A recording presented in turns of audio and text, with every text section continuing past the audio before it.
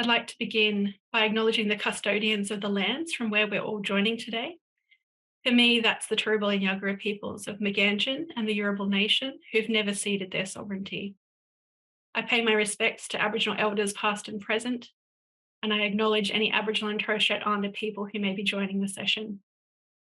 And in the spirit of reconciliation, now more than ever, I'd like to thank Aboriginal and Torres Strait Islander people for their generations of work to prevent violence against all women and for protecting communities from the ongoing impacts of colonisation. I invite you all to include in the Zoom chat your name and the traditional country from which you're joining today. I want to tell you also that this presentation is informed by many women, women's organisations, survivor advocates who've spoken out about this issue for decades. The work that we're doing here builds on their legacy, their dedication, and their advocacy that's preceded us. It's critical that we continue to learn from and include the voices of women when seeking to prevent violence against women. A bit about me, my name is Mel Kulan. I use the pronouns she and her. By way of self-description, I'm a white woman with blonde hair, glasses. I've got a blue and white striped shirt. I work in the sector engagement team at Our Watch, and I'm really privileged to live and work at the foothills of Kuta or Mount Cootha in Brisbane. The meaning of Kuta is place of honey in Yoruba language. I have a background in community development and public health, and I'm really excited to share this critical national prevention framework with you today. Our Watch, of course, is a national leader in the primary prevention of violence against women in Australia. We work to embed gender equality and prevent violence where Australians live, learn, work, socialise. Our Watch is an independent, not-for-profit organisation. We're established in 2013 by the Victorian and Commonwealth governments. And since then, all state and territory governments have joined Our Watch as members.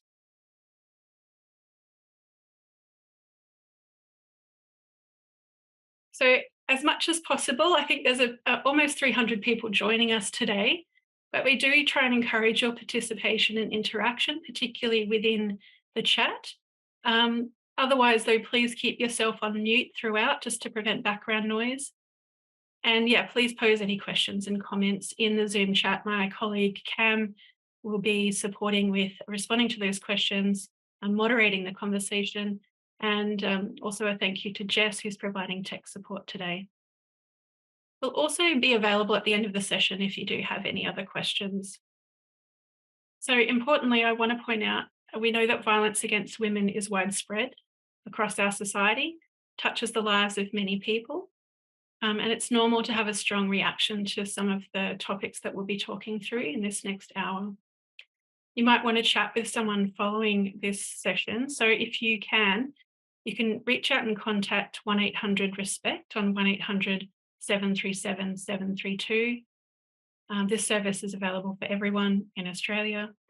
There are also support services for men seeking information about relationships, anger, or their mental health. And those men can contact Men's Referral Service on 1300-766-491. Aboriginal and Torres Strait Islander people can also contact 13-YARN on 139276. I just want to point out a new national service, which is to provide information on workplace sexual harassment. Can be for an individual or an organisation, an employer. That's the Australian Human Rights Commission National Information Service, 1300-656-419. So very briefly today, in the next hour, we're going to cover 3 aspects of Change the Story. The first is really understanding what violence against women is and why it occurs. So understanding some of the evidence-based definitions that we'll be using today. Then we'll look at what is meant by primary prevention. What is this approach to preventing violence against women? And we will talk a little bit about where to go for more information and some support to continue your primary prevention learning journey or some of the activities that you might like to undertake. So I'm going to ask you a few questions before we make a start. This is just really about gauging your level of knowledge on the Change the Story framework. It will give you a chance to reflect on your understanding, and it'll guide me a bit on where to focus our presentation. So Slido is our interactive tool. You need to get out your smartphones and scan the QR code that I'm about to show on the screen. And if possible, provide your response. If you don't have access to a smartphone or can't get the QR code working, I'll show you here. You can also join via a web browser. You can type in slido.com and enter the code for the quiz 2232. So just to give me some understanding, looks like some of you are already responding, which is great. Question is, I have applied Change the Story in my role prior to today.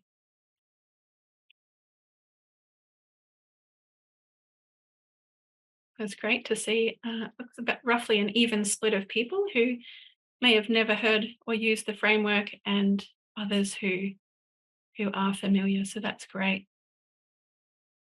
And my colleague Jess has popped the link to the framework in the chat earlier this afternoon, so you can take a look at it yourself. And certainly today, the next 1 hour is really designed for people who have no prior knowledge of Change the Story. So for some of you, it might be a bit of a recap, but hopefully we can discover a little bit extra information about how this framework works. So second question, I know what is meant by primary prevention for violence against women. Now that's really exciting to see. It looks like a number of people, almost 90%, know what primary prevention means. Well, that's great. And there's some of us who've been practicing for some time who are still challenged about some of the nuances of what primary prevention is. So we'll put that to the test today through an interactive quiz. I know how to apply primary prevention actions in places where I live, work, and socialise.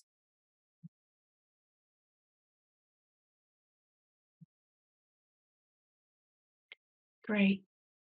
Yeah, so this is one of the tricky elements of the work that we do is knowing the real world application. And so we'll certainly provide some examples of that today, but also we'll point you to some other training that enables you to really understand where primary prevention is happening across the country. And to get a gauge of this statement in regards to Change the Story, gender inequality sets the social context for violence against women in Australia. Where do you sit in terms of your agreement with that statement? Do you strongly agree, strongly disagree? Are you neutral or you disagree? So yeah, a lot of agreement with that statement. Let's unpack that a little bit more as we go through the presentation. Thanks everyone for jumping in and interacting so early on. All right, so as I said, we're going to start by unpacking the meaning and the definitions of violence against women so that we have a shared understanding of what it is, what drives it, how prevalent it is, and its impacts. Okay, so what is violence against women, first and foremost? Violence against women is violence directed against a woman because she is a woman, or violence that affects women disproportionately. It occurs both in private and public spaces. So it can take place in a person's home, in the workplace, in public spaces, online, in care settings, at school, and in many other circumstances. So violence against women includes physical, psychological, emotional, and those two are sometimes used interchangeably. It's sexual, financial, and other forms of abuse. And those are often at the hands of an intimate partner, but they can also be perpetrated by a family member, a date, an acquaintance, or a stranger. And one thing that not everyone is aware is that sexual harassment is also a form of violence against women. So, like the international definition, violence against women can take many forms. I'm going to list some examples of these different forms of violence Um, and I would like to provide a warning because you may wish to tune out as some of these examples are a little bit confronting. Um, some of these examples of physical violence include hitting, punching, kicking, slapping, or choking, and some of these present with visible physical impacts on a person's health. But others are less identifiable, as we know, emotional or psychological violence, for example, and this can include coercive control. The coercive control and forms of emotional and physical psychological violence are patterns of controlling behaviour. They can include threats of violence, humiliation, and intimidation. This type of violence is designed to make a person dependent by isolating them from social supports. It can involve exploiting them, depriving them of independence, and regulating their everyday movements and behaviour. Sexual violence can include unwanted kissing, touching, unwanted rough or violent sexual activity, refusal to use contraception, rape, or attempted rape. Financial abuse, which is something that's becoming more widely discussed in relation to violence against women. That can look like restricting access to bank accounts, preventing a person from going to work, going to school, moving money without permission, purchasing property in one person's name and restricting someone else's access, amongst others. So you might like to share in the chat here other forms of violence that are not included in this international definition. Those can be things like technological abuse, which is becoming quite prevalent, particularly in relation to violence against young women. Harassment, social, spiritual, legal, reproductive abuse, neglect, and stalking. So, violence against women, especially violence by a current or former partner, is primarily about creating fear to gain power and control. And within intimate relationships in particular, men's violence against women is characterized by this dynamic where the perpetrator uses behaviors that are deliberately designed to exert power over the victim in all aspects of her life. I'd like to just qualify here that our watch and the national framework deliberately adopt the language and scope of violence against women or gendered violence. And these are a bit broader by definition than terms such as domestic, family, and sexual violence because they align with the United Nations definition, and they encompass other types of violence such as sexual harassment, online abuse, and reproductive control. And on the topic of Change the Story's use of the term women, this includes all women, some of whom are members of the LGBTIQA+ community. However, as a framework, it cannot and does not seek to address all aspects or forms of violence experienced by LGBTIQA+ people. So this work needs to be led by organisations and individuals within those communities and informed by specific and nuanced frameworks.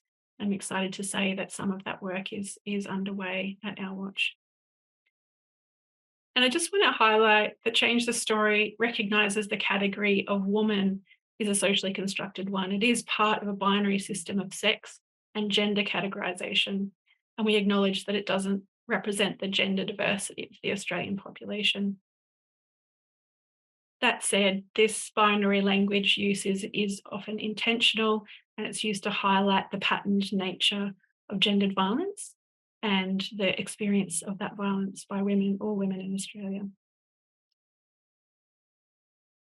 So, highlighting some of the more current statistics from both the National Community Attitude Surveys and the National Personal Safety Survey. We know in Australia violence against women is serious and widespread, and it's interesting that the National Community Attitude Survey found that 91% of people thought that violence against women is actually a problem in Australia. It's a serious problem. However, of those, only 47% thought that it was a problem in their suburb or town. The Personal Safety Survey statistics show that violence actually happens to women all across Australia from every socioeconomic background and in every community. And the most recent survey identified some of these statistics that you can see on your slide, and I will describe them for those that need a verbal description. So, half of all women have experienced sexual harassment in their lifetime. 1 in 3 Australian women has experienced physical violence by a partner or other known person. That statistic is for those above the age of 15. 1 in 4 Australian women has experienced emotional abuse by a current or former partner. And 1 in 5 Australian women has experienced sexual violence since the age of 15. So while many Australians agree that violence is a serious issue, they don't necessarily view the issue as a gendered one, nor do they think it happens in their own community or neighbourhood. And this can actually impact to whether people do anything about it. Of course, women aren't a homogenous group. Women are not all the same. Women's experiences of violence are shaped by lots of different factors, including intersecting forms of discrimination and oppression. And some examples are colonisation, ableism, ageism, racism, or homophobia, for example. We're going to explore an intersectional approach to preventing violence a bit later in this presentation. But for now, I just want to highlight the need for a national focus on specific populations of women. For example, a snapshot of some of these experiences that all forms of violence against Aboriginal and Torres Strait Islander women occur at higher rates than for non-Indigenous women. Often that violence is more severe. It results in physical injury, hospitalisation, or death.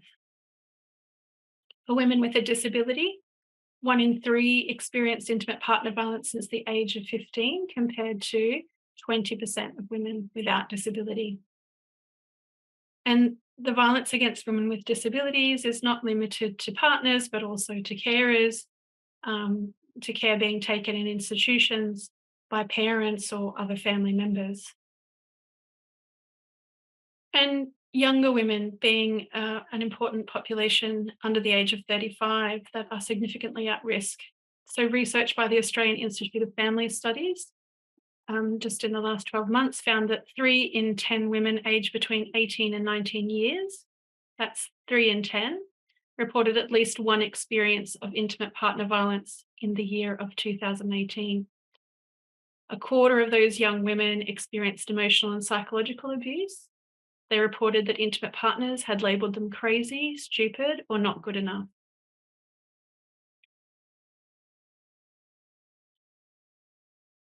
For LGBTIQA+ women, they can include experiences of unique forms of violence. And in some cases, that might include threats of outing, body and identity shaming, or disbelief about reports of violence with an intimate partner. Migrant and refugee women experience additional barriers also: language, social isolation, strict cultural beliefs, fear of police and court systems, immigration risks and threats, and a lack of financial independence to leave relationships or the family. And older women are more likely to experience violence from a wide range of perpetrators. This can include their adult children, other family members, caregivers, and these additional forms of elder abuse that you may be familiar with.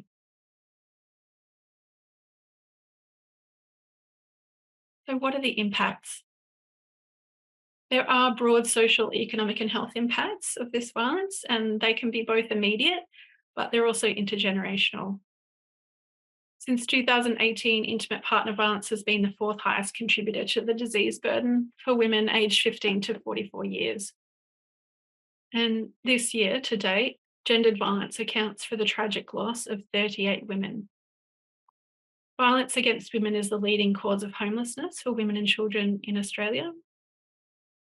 Exposure to violence causes profound harm to children. You may be aware some of the potential impacts are their attitudes, their future attitudes to relationships, their attitudes to violence, but also behavioural, cognitive, and emotional functioning, social development, education, and employment prospects. As well as the tragic human and social costs, there is an economic cost for the broader Australian community. And a KPMG report that looked at the 12 months between 2015 and 2016 estimated that that cost was $22 billion for a 1 year period. And so that obviously includes things like hospital costs, police and paramedics, but also some of the welfare, the time lost at work, as well as the intergenerational costs for children.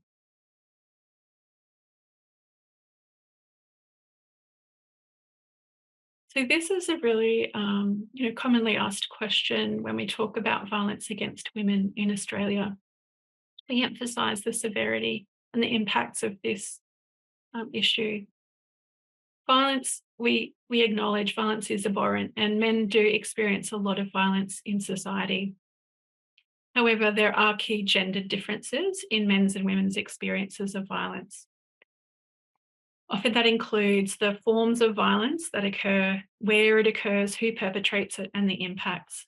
So we can see here some statistics where 1 in 4 Australian women has experienced violence by an intimate partner, and that's compared to 1 in 14 men.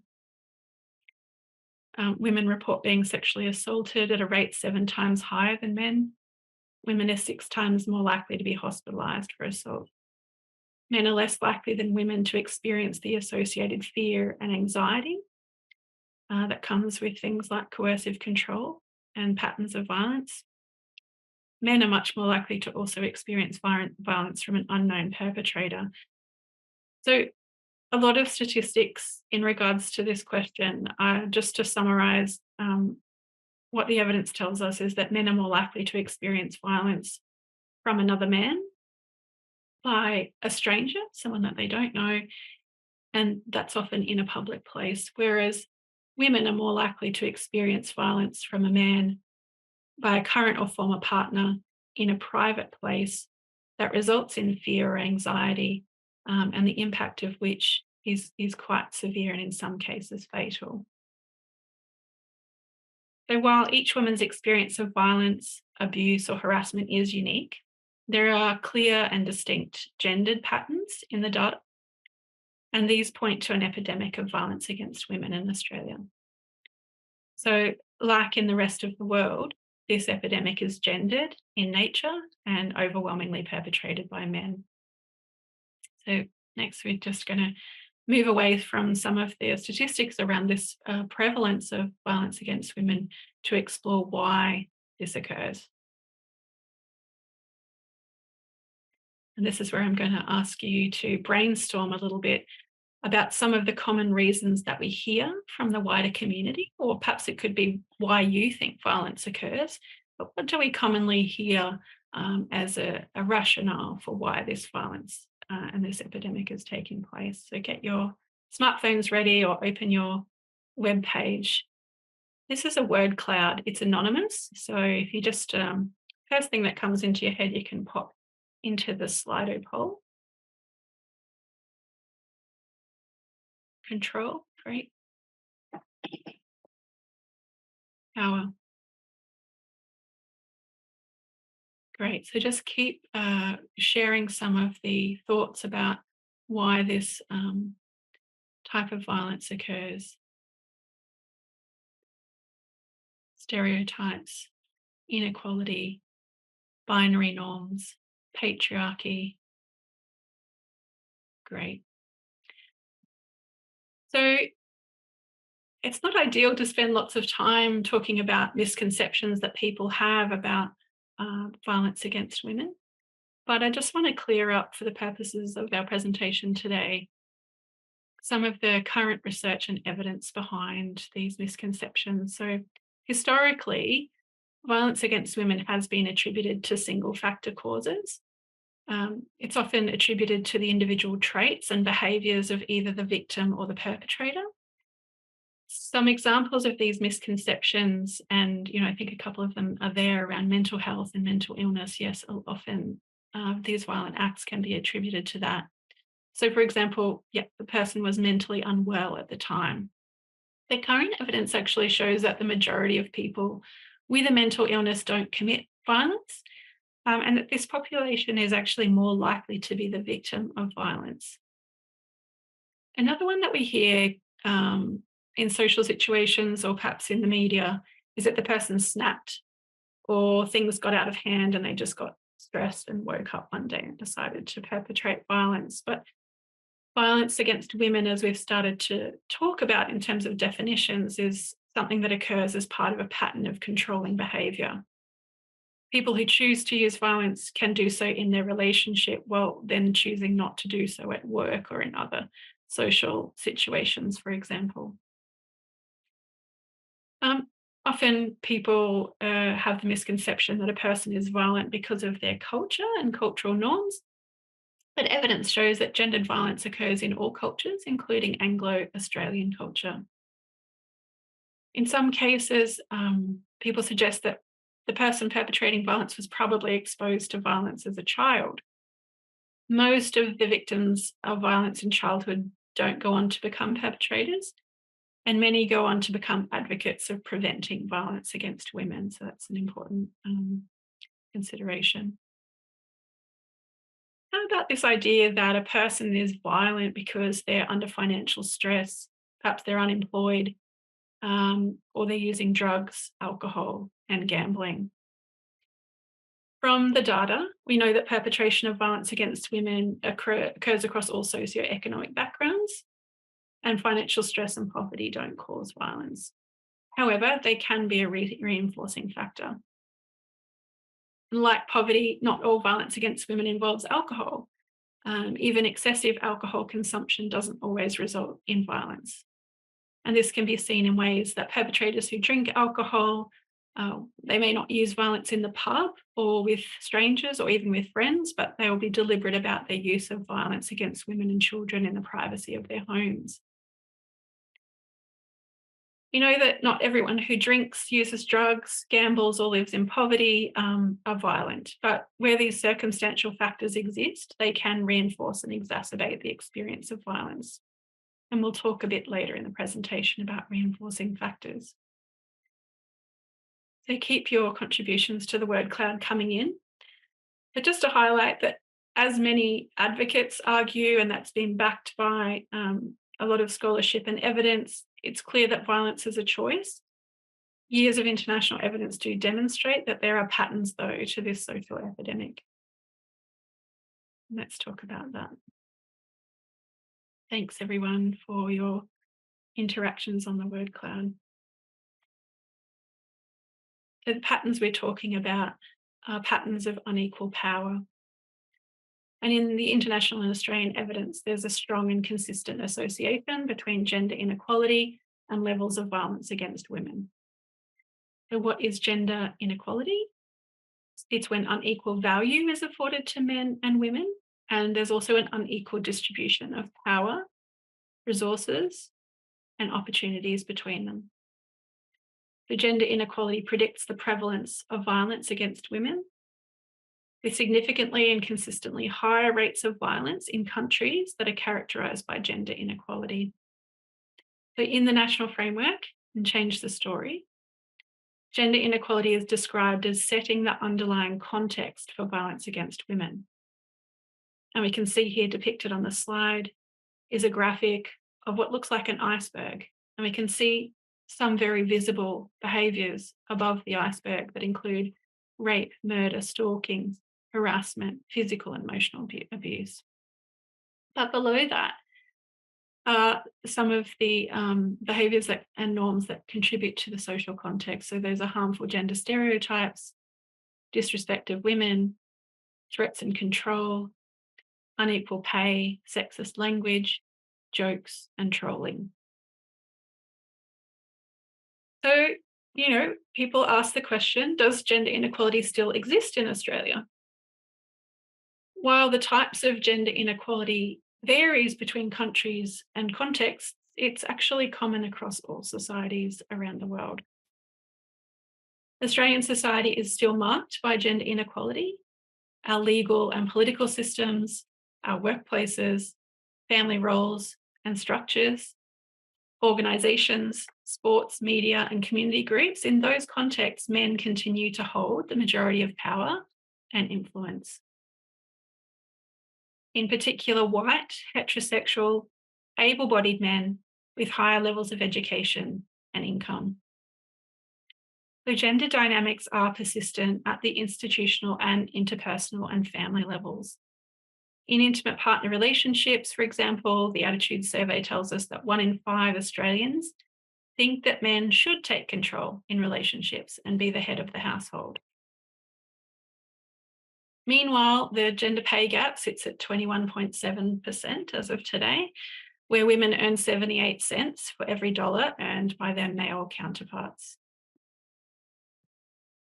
We know from the evidence base that the many different manifestations of gender inequality across society create an enabling environment for violence against women to occur.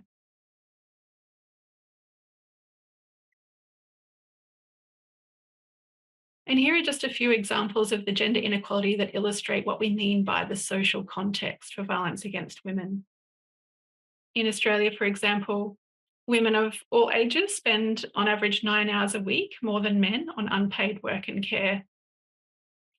Women do more unpaid housework than men, even if they are the primary breadwinner or if they're the person bringing an income to the family.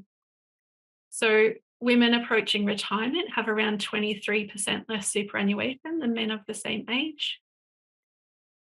Women are underrepresented in leadership. And one example of that is that there are only 14 women CEOs in Australia's top 200 companies. And again, looking to attitudes, 1 in 5 young men believe men should be in control of relationships with women.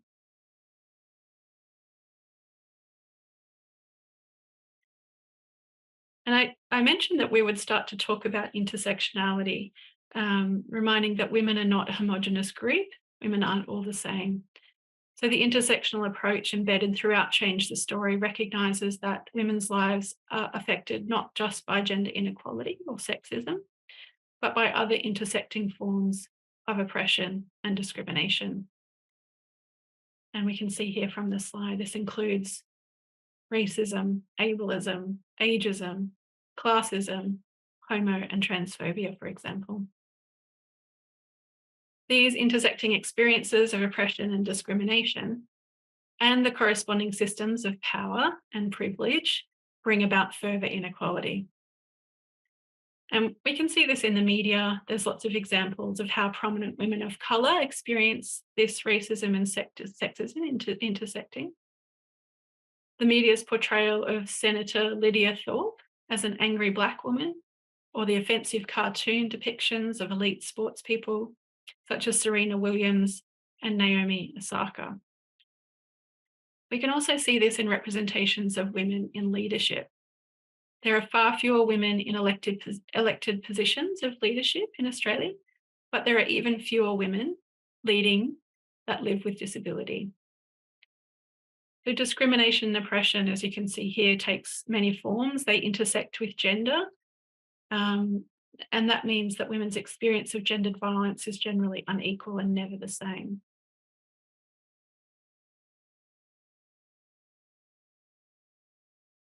So far we've looked at how gender and other forms of inequality create the social context in which violence against women occurs.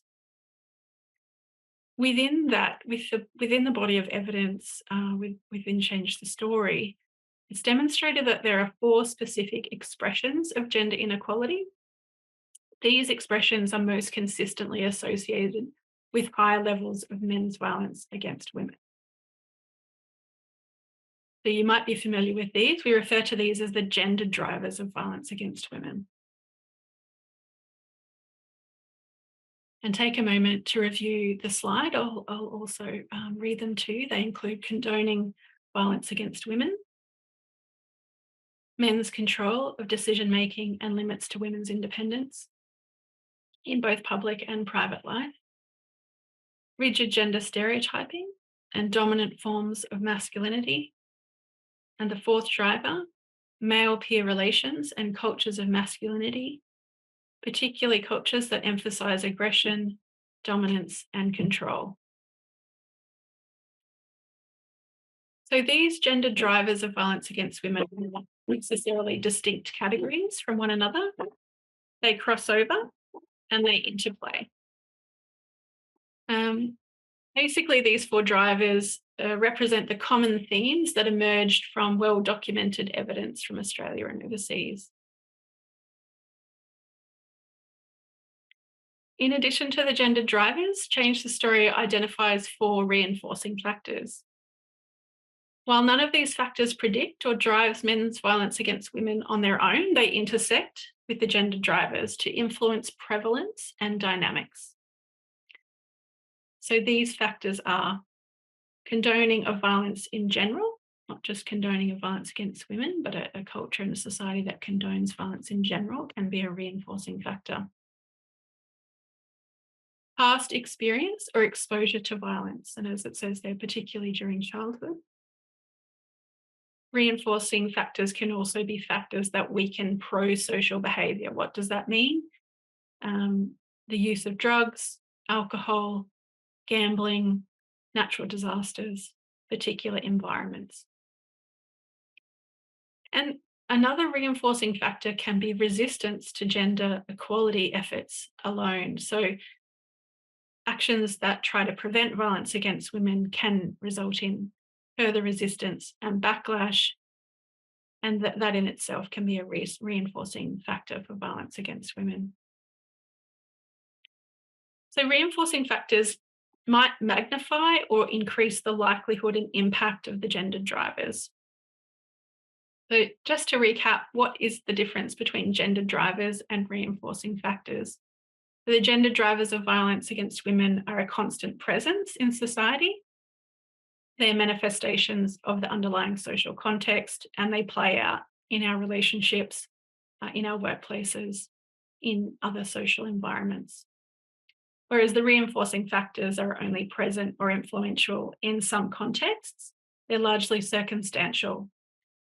That said, the relationship between all of these factors is complex.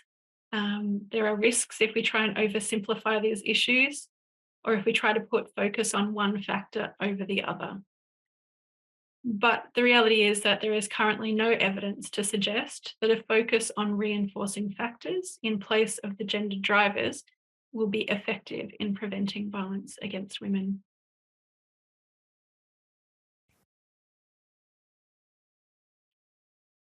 So we're talking a lot about the gendered drivers here today, and these are featured highly in Change the Story. But there are also specific and unique drivers experienced by different populations of women. While gender inequality is always relevant in explaining violence against women, it might not be the most significant or important factor in every context. To understand this a bit further, we urge you to engage with Changing the Picture, a national resource to support the prevention of violence against Aboriginal and Torres Strait Islander women and their children. This will highlight, for instance, that the gender drivers intersect with the impacts of colonisation, resulting in Aboriginal and Torres Strait Islander women experiencing disproportionate levels of violence.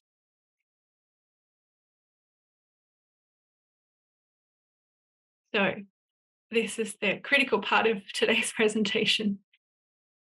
I really want to emphasise that we can see from all of this data that violence against women is prevalent and serious. But the good news is that it's also preventable. When we know what drives violence, when we can see these patterns in the research, we can turn to thinking about how we prevent it.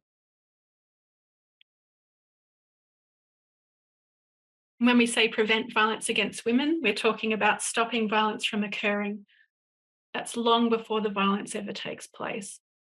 And to use this well-known analogy, it means engaging people in action in the upstream part of the river, rather than letting people fall into the water and flow downstream to a point of crisis, and we call that downstream.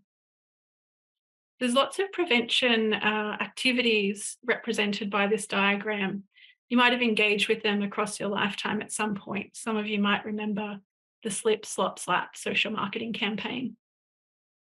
It started in Australia in the 80s, for some of the audience who might remember. It was encouraging people to be sun smart. It's an example of how upstream prevention approaches to health issues can influence norms across a whole community. It also succeeded in reducing the number of people being diagnosed with skin cancer. Another example, even earlier in the 70s, if people can remember a time when cars didn't have seat belts. Around that time, there were laws enshrined to penalise drivers for failing to wear seat belts. But prior to that, this was complemented by public information campaigns, licensing policies, manufacturing regulations that said cars need to be fitted with seatbelts, and vocational education programs. So all of these strategies are about ensuring that people modified their driving behaviour quite a while before they stepped into the driver's seat of a car. So since then, in the 1970s, driver fatalities have dropped by more than half. Okay, so that's skin cancer, and we're talking about car accidents and the use of seatbelts. But what does an upstream approach to preventing violence against women actually look like? Gendered violence isn't a disease, it can't be looked at under a microscope, but it is a serious, prevalent, and complex social, economic, and health issue for the country. And we've talked about its intergenerational impacts on women, children, families, the broader community, and our society at large. Well, Change the Story explains that violence against women is preventable, and using the methodology of primary prevention, we can act to prevent violence against women long before it occurs. So let's understand primary prevention in the context of this pyramid. Um, I just want to highlight that all of the activities on this pyramid, or on this spectrum, if you want to refer to it that way, are necessary. All of these steps are complementary and they're essential to addressing the problem of violence against women.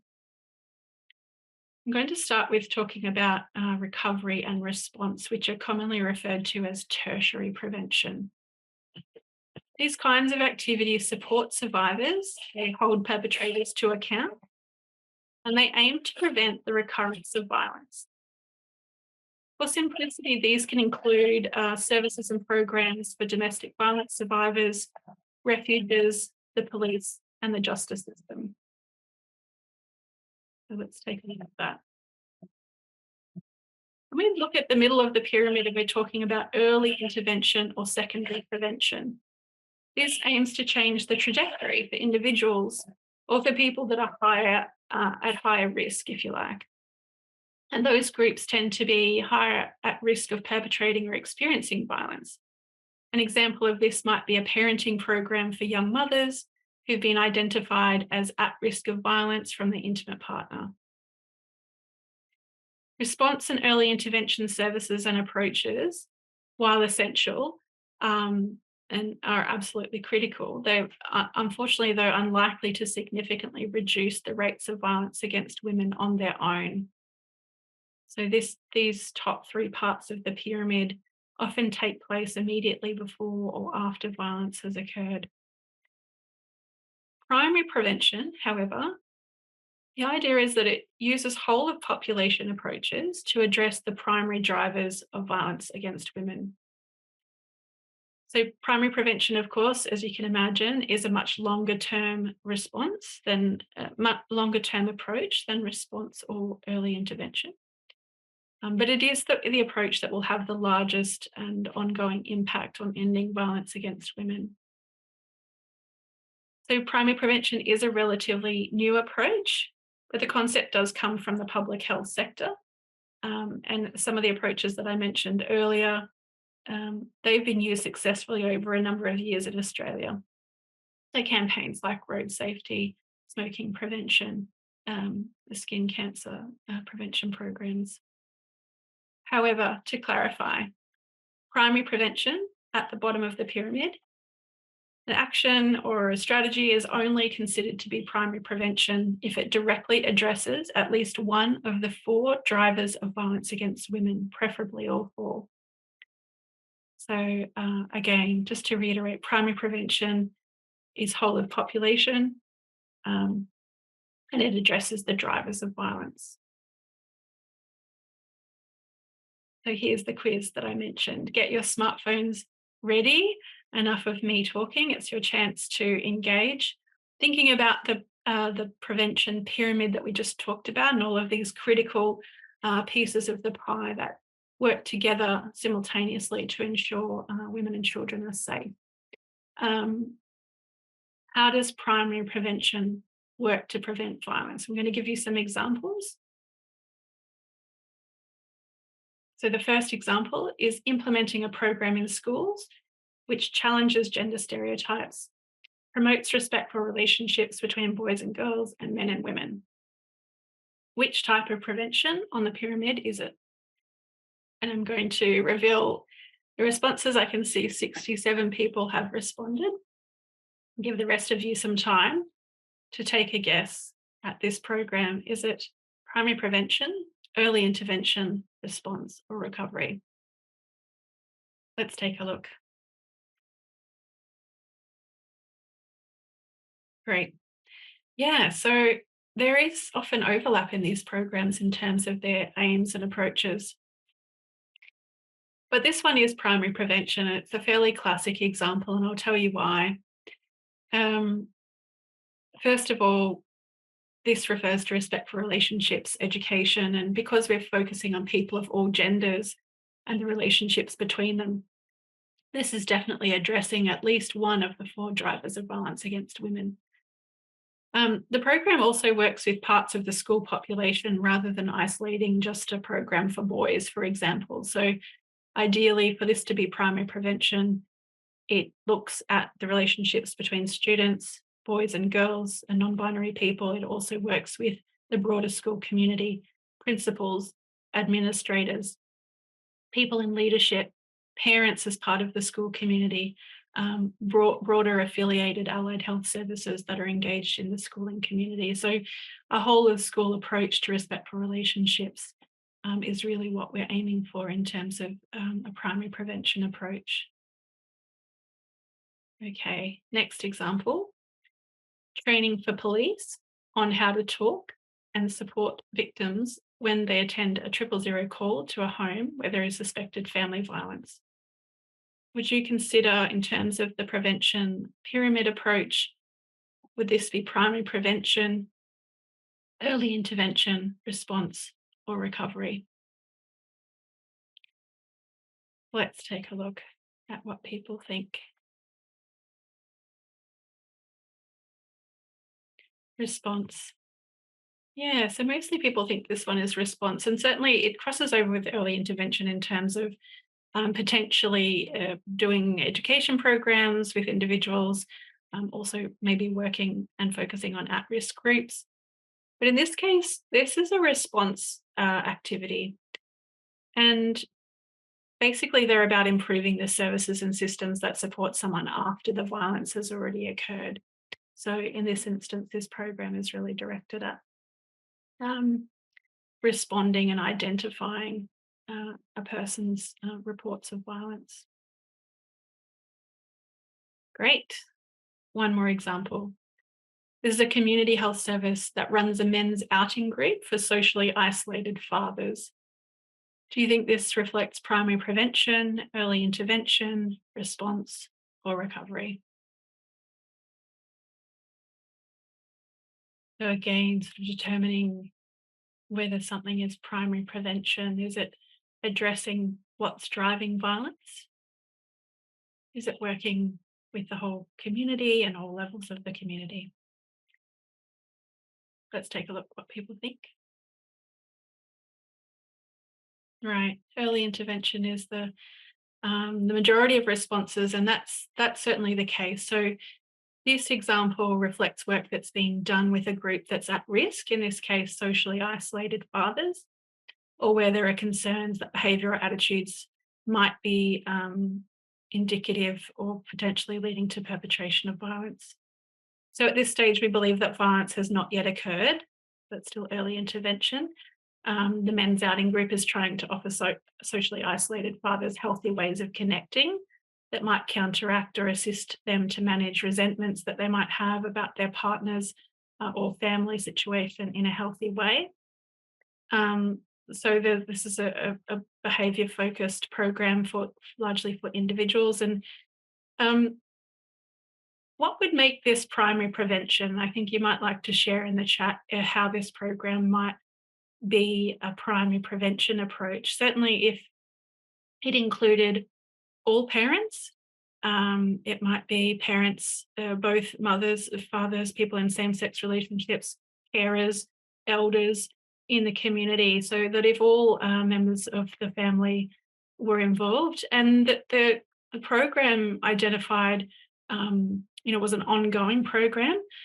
There might be multiple sessions involved, and it's about equipping families with the skills to have gender equal relationships, for example, where the gender drivers and things like rigid gender stereotypes are being challenged, but also families are encouraged to explore new social norms and ways of existing and co-parenting. So, yeah, it can be tricky to recognize different types of action to prevent violence against women. But it's essential to look closely at the prevention programs and initiatives to ensure that they are addressing the drivers of violence, the four gendered drivers. Um, Programs that focus at the individual level only are unlikely to make long term social change. We also need change at the institutional and whole of society level.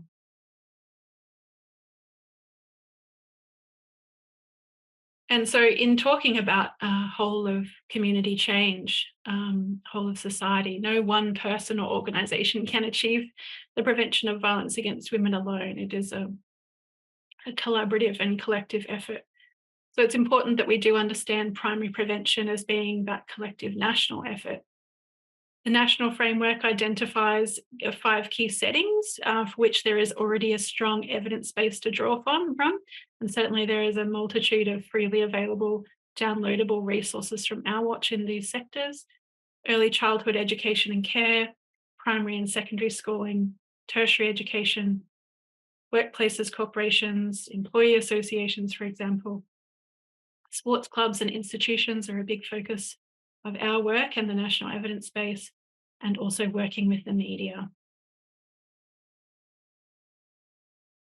And of course, in 2022, the Australian state and territory governments released the National Plan to End Violence Against Women and Children. The plan takes us to 2032. But it's the overarching national policy framework that will guide actions towards ending violence against women and children. Change the Story provides the framework to guide and support the development, the strengthening of prevention approaches in Australia, so as part of that national plan. We've seen during this presentation, Australia still does have a long way to go to preventing violence against women. And this is really why we require a collective national effort of which everyone can play a part. And we invite you now to just take a moment to think about your own prevention journey, the next steps you might take in the places where you live, work, and socialise. So, taking a moment to think about, what do I do next? Hopefully, some of these resources can be of assistance. We've got lots of professional development opportunities. Today is a very brief 1 hour presentation on the national framework, but we run this as a whole day training, and I would encourage you to sign up to freely available online training and in some cases face-to-face opportunities as well. I have a lot of the framework and a lot of amazing evidence-based resources on our website. Reach out to us at training@ourwatch.org.au for any further questions. And of course, you can engage on our social media, Facebook, Instagram. This particular recording will be available, and we encourage you to share it with your colleagues. Will be circulated by email and placed on our Our Watch YouTube page.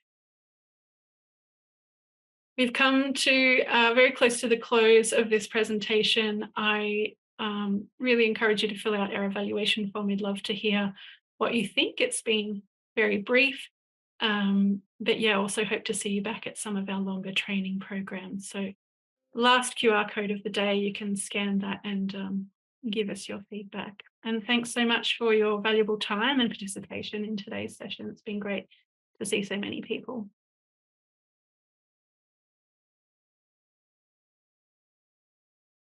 And if you can't scan the QR, Jess has placed the survey in the chat. A big thank you to you all. I hope you have a great rest of the afternoon. We'll be around for any further questions, but also thank you to Cameron and Jess, our Auslan interpreters also and our captioners. So thanks for making this presentation and information accessible for people across the country. Thanks.